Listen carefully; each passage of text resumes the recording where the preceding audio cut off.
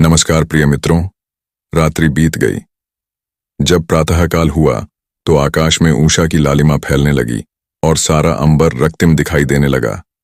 राम, सीता और लक्ष्मण ने संध्योपासना पूरी की और चित्रकूट पर्वत की ओर प्रस्थान किया।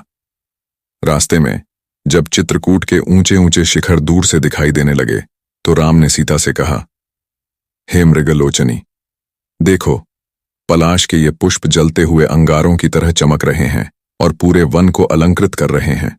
ऐसा लग रहा है जैसे यह वन हमारा स्वागत कर रहा हो। इन विल्व और भल्लांतक के वृक्षों को देखो, ये इतने पुराने और अनछुए लगते हैं कि शायद इन्हें आज तक किसी ने छुआ भी नहीं होगा।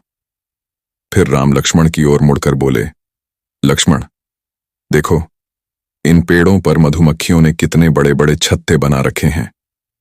हवा के झोंकों से गिरे हुए फूलों ने पूरी धरती को ढक दिया है, जैसे यह फूलों की शैया बन गई हो, और तीतरों की मीठी आवाजें इस स्थान को और भी आकर्षक बना रही हैं।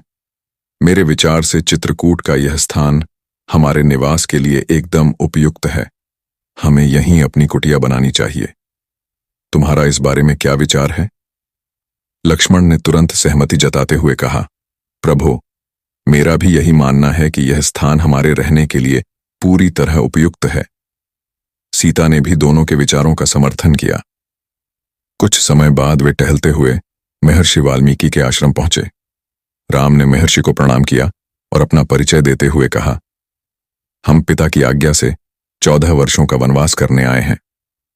महर्षि वाल्मीकि ने मुस्कुराकर उनका स्वागत किया और कहा, हे दशरथ नंदन, आपके आगमन से मेरा यह आश्रम पवित्र हो गया है। जब तक आपकी इच्छा हो, आप यहां निवास कर सकते हैं। यह स्थान आपके लिए हर प्रकार से उपयुक्त है।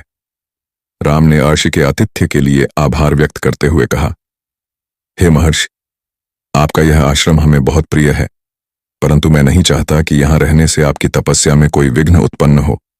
हम आश्रम के पास ही अपनी कुटिया बनाकर रहेंगे। राम ने लक्ष्मण से कहा, लक्ष्मण, तुम जंगल से मजबूत लकड़ियां लेकर आओ, हम अपनी कुटिया यहीं बनाएंगे। राम की आज्ञा पाकर लक्ष्मण ने तुरंत लकड़ियां काटकर एक सुंदर और कलात्मक पर्णकुटी का निर्माण किया। राम ने लक्ष्मण की कारीगरी की प्रशंसा की। इसके बाद राम और सीता ने गृह प्रवेश यज्ञ किया और कुटिया में प्रवेश किया। कुटिया के पास ही माल्यवती नदी बह रही थी, जो चित्रकूट पर्वत को स्पर्श कर रही थी। नदी के दोनों ओर पर्वतमालाओं की अत्यंत मनोहारी श्रृंखलाएं थीं। वह सुंदर और मनोमुग्धकारी प्राकृतिक दृश्य देखकर राम और सीता के मन से अयोध्या छोड़ने का दुख कुछ समय के लिए दूर हो गया।